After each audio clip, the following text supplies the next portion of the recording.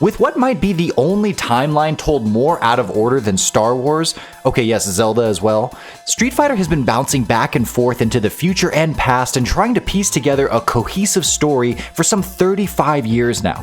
With Street Fighter 6 slated to come out next in June, we're at a rare occurrence where we'll actually be at the latest point in the franchise's timeline. The last time this happened, by the way, was in Street Fighter 3, which came out over 20 years ago.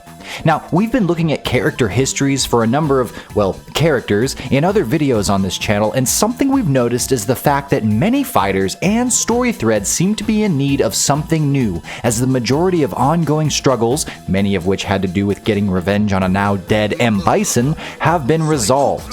That said, we have 4 big questions going into Street Fighter 6 that we're very much hoping to get answers to. First up, will Ryu and Akuma finally have their big ol' fight to the death? Series poster boy Ryu has become a master of his martial arts craft in Street Fighter 6, symbolized in part by the fact that he's now wearing the same kind of Buddhist robe his master Goken used to wear. But of course, he wasn't always this strong. Ryu began in Street Fighter 1 as a special kind of chosen one character who had more inner potential than most anyone else, and an overarching question that's followed Ryu through his entire Street Fighter career has been whether or not he'd embrace the evil Satsui no Hado energy and use it to access insane levels of power at the cost of transforming into a demon and shedding his very humanity. Ryu first encountered this dark energy when he unknowingly tapped into it at the end of Street Fighter 1 to defeat Sagat and give him that iconic chest scar of his. Next, in Street Fighter Alpha, Akuma, an evil uncle-type character to Ryu who himself has embraced the Satsui no Hado, fights and is about to defeat the young warrior, but recognizes the great potential within him. Akuma allows Ryu to live, but only on the stipulation that he lean into the dark energy and reach his maximum power so that the two can do battle again in the future and Akuma can test himself against the ultimate challenge. Ryu then struggles with whether or not to use this admittedly awesome power in the events of Street Fighter 4, and then ultimately finds a way to balance this energy with the Satsui no Hado's opposite, the power of nothingness, in Street Fighter 5. This seems to imply that he's mastered the fighting style and surpassed his problem, but he never really did end up fighting Akuma even in Street Fighter 3, where the two should have made good on the promise from Alpha 1. Instead, Ryu only got stronger by training under Oro, and now he's at his absolute best in Street Fighter 6. Without an inner struggle to deal with, it seems very likely and a very good time for an old Ryu and a now even older Akuma to finally have their big cinematic showdown. Next, is the franchise's biggest villain, Bison, actually going to stay dead?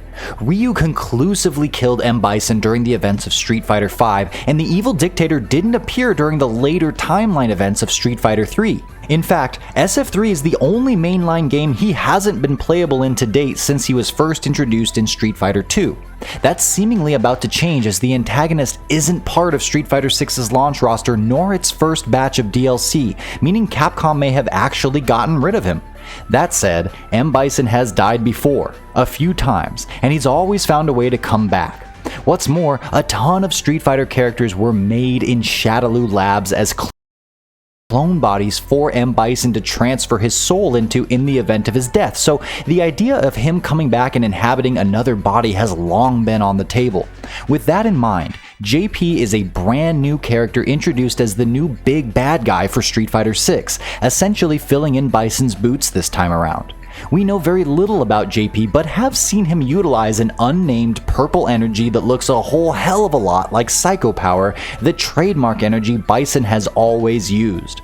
No Street Fighter villains have even come close to the same levels of notoriety and popularity as Bison has amongst fans, nor has any one figure been as connected to as many other character storylines as the evil dictator. As such, we have a hard time believing that Capcom won't eventually bring Bison back to Street Fighter 6 as DLC, unless we find out that he's indeed been infused with the likes of JP or something along those lines. The character's influence just feels too big and his draw too wide for him to be fully skipped over, and though it does feel like that's what Capcom is doing this time around, we're still waiting for a few more answers about whom JP really is before we write off Bison entirely. The third question we have going into Street Fighter 6: has Ken been changed forever? And no, we're not talking about the fact that he finally doesn't have bananas for hair anymore, though we do hope that that particular transformation is a lasting one. Ken Masters is the only character besides Ryu who has both appeared and been playable in virtually every Street Fighter entry, including SF1. Though he has seen some character evolution over the years, Ken has more or less always been tied to a theme of having abundance, but struggling with figuring out how to balance and prioritize his three loves: fighting, finances, and family. The billionaire playboy has often had to shelve his love for fighting in order to attend to his massively successful business ventures as well as to his wife and son, but things have been flipped entirely for him in Street Fighter 6. For the first time, we'll be seeing Ken stripped of both his family and his money, as we know he's been framed for a terrorist attack and thus has been forced to go on the lam and live more or less as a vagrant while he tries to clear his name from the streets. Having no choice but to leave his business and distance himself from his family to protect them, Ken has gone from a place of having too much to having absolutely nothing, and such a transition could have lasting effects on him. This might be a one-off kind of thing where Ken fixes all of his problems and goes back to his traditional life by the end of Street Fighter 6, but we have to wonder if Capcom is taking this opportunity to transform Street Fighter's Deuteragonist more permanently and send him down a new thematic path for the foreseeable future. Come to think of it, such a vulnerable state as this could lead to the return of the brainwashed violent Ken. Just saying. The final major question we have pertains to the huge storyline cliffhanger we got at the very end of Street Fighter V. Fortune teller Rose was added during the final season of SF5, and in her story she senses an incredible power apparently emanating from the Earth. She discovers that it's specifically G, the president of the world, that is the source of said power, and though she defeats him in a fight, she soon realizes the entire planet is headed for an inescapable apocalypse. G taunts her as she sees this, finally revealing that his apparent benevolence was indeed a facade the entire time.